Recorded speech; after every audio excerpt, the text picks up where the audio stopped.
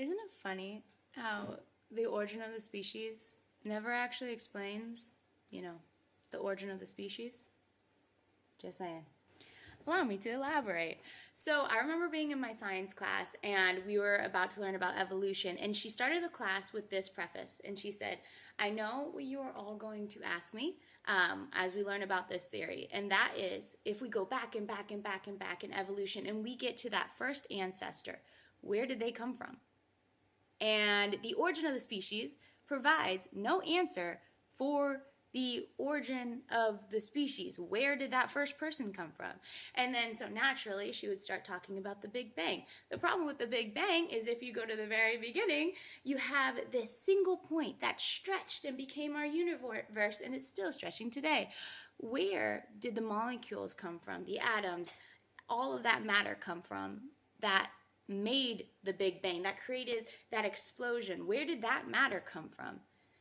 There's no explanation for that either. That is crazy.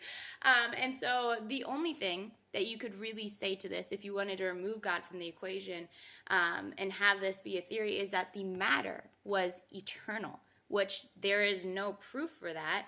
And remember, in order for something to be science, it has to be observable, repeatable, and falsifiable. You will find that with Darwinian macroevolution, which is the monkey to man theory, it is none of that. None of that. It's crazy. We don't have transitional fossils. The radiocarbon dating does not work. It is crazy how bunk this whole thing is. And it does make sense that people believe in this. When you look around our society, it leads people to believing in relative truth, which is basically you do you and I'll do me. But the problem is, what happens when my truth says that I can do something and your truth says I can't? Who gets to decide that? It creates a lot of problems.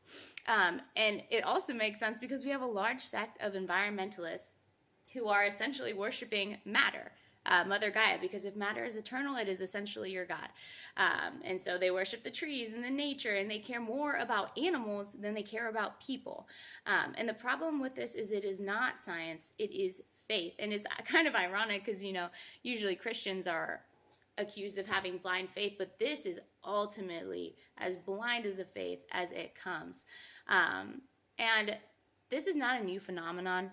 In AD 56, the Apostle Paul wrote in Romans 1:25, they exchanged the truth of God for falsehood and worshiped and served the creature rather than the creator.